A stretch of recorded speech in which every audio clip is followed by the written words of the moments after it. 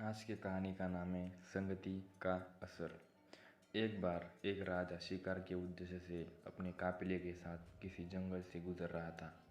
दूर दूर तक शिकार नजर नहीं आ रहा था।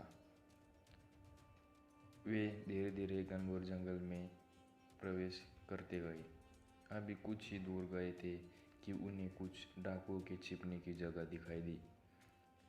जैसे ही वे उसके पास पहुंचे कि पास के पेड़ पर बैठा तोता बोल पड़ा, पकड़ो पकड़ो, एक राजा आ रहा है, इसके पास बहुत सारा सामान है, लूटो लूटो, जल्दी आओ जल्दी आओ।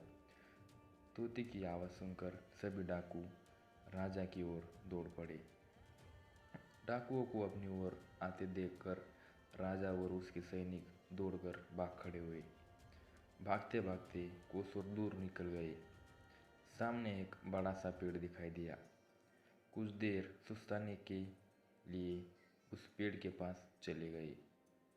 जैसे ही पेड़ के पास पहुँचे कि उस पेड़ पर बैठा तोता बोल पड़ा, आओ राजन, हमारे साधु महात्मा की कुटी में आपका स्वागत है। अंदर आइए, पानी पीजिए और विश्राम कर लीजिए। तोते की इस बात को सुनकर राजा हैरत में पड़ गया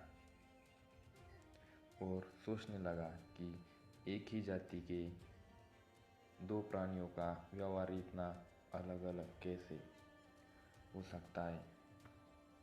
राजा को कुछ समझ नहीं आ रहा था। वह तोते की बात मानकर अंदर साधु की कुटिया की ओर चला गया। साधु महात्मा को प्रणाम कर उनके समीप बैठ गया और अपनी सारी कहानी सुनाई और फिर धीरे से पूछा, ऋषिवर, इन दोनों तोतों के व्यवहार में आखिर इतना अंतर क्यों है। साधु महात्मा धैर्य से सारी बातें सुनी और बोले, ये कुछ नहीं राजन, बस संगति का असर है। डाकुओं के साथ रहकर तोता भी डाकुओं की तरह व्यवहार करने लगा और उनकी ही भाषा बोलने लगा। अर्थात जो इस वातावरण में रहता है वो वैसा ही बन जाता है। कहने का तात्पर्य है कि मूर्ख भी विद्वानों के साथ रहकर विद्वान बन जाता है, और अगर विद्वान भी मूर्खों के संगत में रहता है तो उसके अंदर भी मूर्खता आ जाती है। इसलिए हमें संगति सोच समझ कर करनी चाहिए। कहानी अच्छी लगी तो लाइक शेयर कमेंट ज़रूर करिएगा। Thank you for watching.